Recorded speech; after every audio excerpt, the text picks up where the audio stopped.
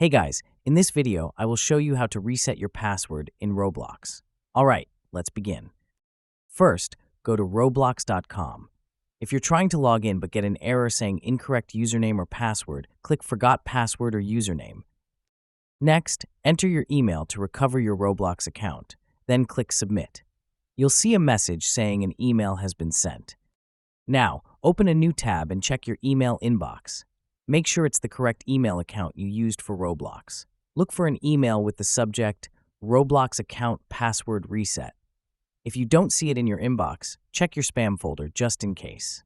Click the reset link in that email.